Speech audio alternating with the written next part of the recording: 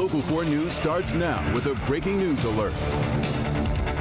That breaking news coming to us tonight from Garden City, where a road rage shooting causes a violent crash. Topping our news at 11, that crash tonight sending an innocent woman to the hospital with severe injuries. The shooting and crash happening at the intersection of Middle Belt and Maplewood, and that is where Pamela Osborne is live with the very latest. Pam.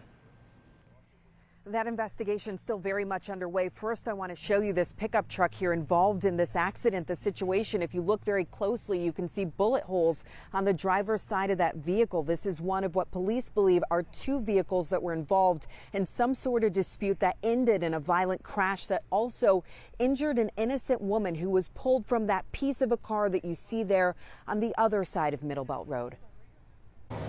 Originally, we received a call about reckless driving, two vehicles. Things escalated quickly from there. Heard the shots, like quite a few. Like, what do you say? I don't know, 6 to 10 for sure. These ladies heard it all from their hair salon. When they came out to look, they saw this wrecked pickup truck and one of the people involved. The man in the red T-shirt bolted across the street and ran fast, fell in the street, got up, continued to run behind the blue building, and then returned. He was taken into police custody. Police are still trying to figure out exactly what happened, but say that first call of reckless driving was followed by another call about an exchange of gunfire. This father and daughter caught the tail end of that exchange. It's kind of scary to think about that this could happen, you know, on our roads that we drive on every day. Investigators arrived to find the truck with bullet holes on the driver's side and a mangled blue car. Police say the woman driving was an innocent bystander who got caught in the middle. First responders pulled her from that car. She was transported to the hospital.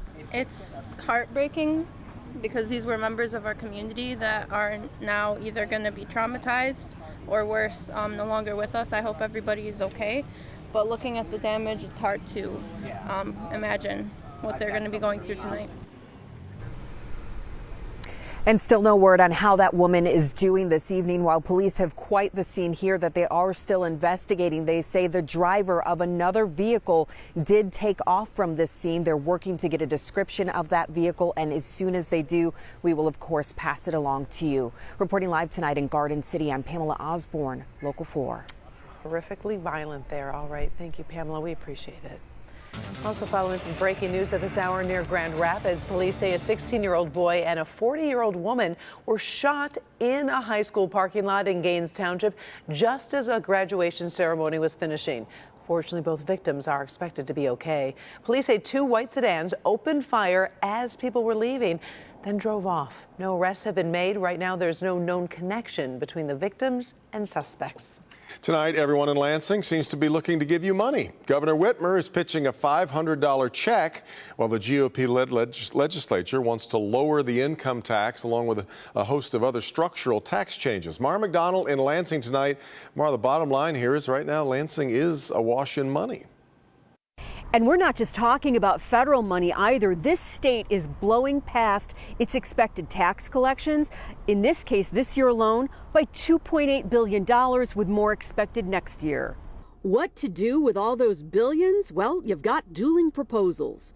I'm excited to propose what's called My Tax Rebate Right Now, a plan to use our additional revenue to send working families a $500 relief right away. The governor coming out with her $500 check proposal on the day the GOP-led legislature passed its tax overhaul bills. The specifics of who would get that $500 check are not clear, but it would come sooner rather than later if the governor gets her way. We're looking at immediate relief here, and I think that's the best way to get us there. I mean, we're looking at the prices of gas and groceries. I think families need immediate relief, and that's the best way to do it. But what the GOP-led legislature passed today is a $2.6 billion tax cut, starting with reducing Michigan's income tax from 4.25% to 4%.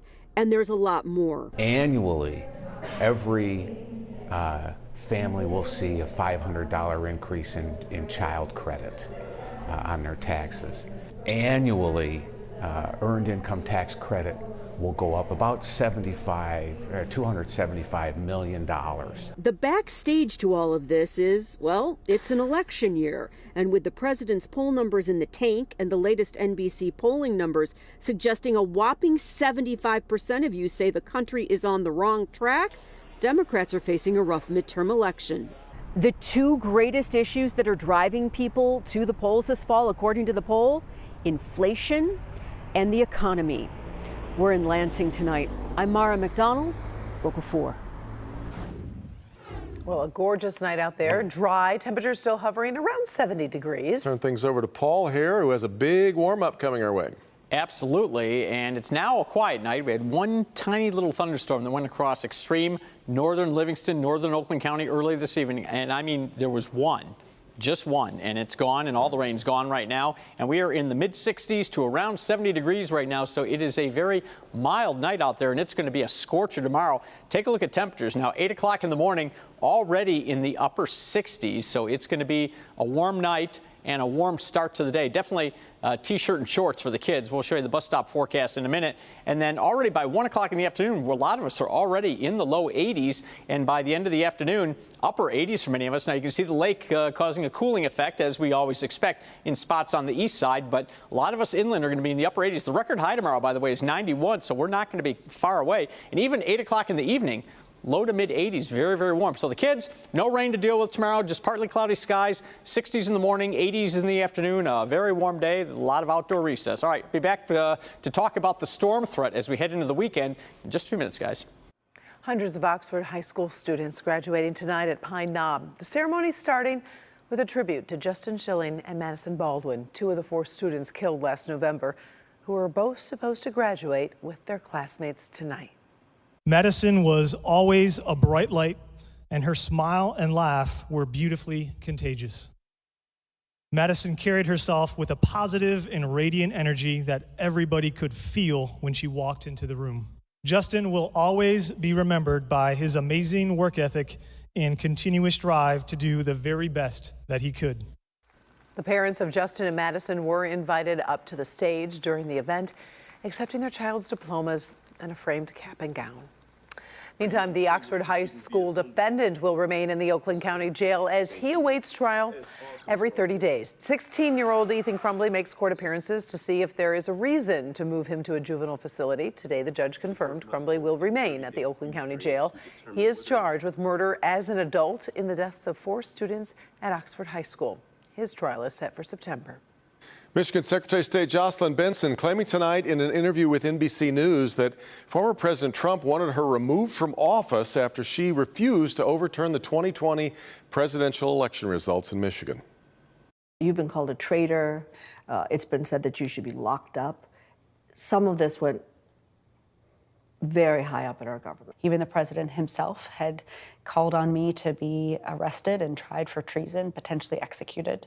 All of it designed not to spread reality, instead designed to intimidate and designed to instill fear, and really designed as an attack on the voters themselves. The spokesperson for former President Trump tells NBC News, and this was the quote, "I have it on good authority that Secretary Benson knowingly lied throughout her interview." The Biden administration tonight announcing it will soon be flying in the first batch of baby formula from overseas as part of the Operation Fly Formula program. The formula will be coming from Switzerland over the weekend and will include 1.5 million 8-ounce bottles of 3 types of baby formula. The White House says the first plane will be landing in Indiana, with the formula then being distributed to areas in need. New developments tonight in that deadly hit and run that killed a mother of 2 in southwest Detroit. Police arresting one person, we're told, in connection with the death of 32-year-old Iris Lisiaga. She was hit and killed Monday near Dragoon and McMillan. Yesterday, police, as we reported, recovered the truck they believe was involved. That was at a Detroit home. We await word on charges. An INKSTER man is now facing terrorism charges after making alleged threats against the Coleman A. Young Municipal Center. 35-year-old Courtney Seegers is accused of calling a court clerk earlier this week and threatening to shoot and kill multiple people at the downtown Detroit government building. He was taken into custody today and charged with false report of terrorism and 1 count of malicious use of a telecommunications device. Today, the CDC Advisory Committee voting in favor of recommending a booster dose of Pfizer's vaccine for children ages 5 to 11. Pfizer says in its clinical trial, a booster dose of the vaccine raised Omicron-fighting antibodies by 36 times in this age group. No new safety issues were found. Vote comes as COVID cases are rising across the country. Here in Michigan over the past week, we averaged nearly 4,200 cases per day.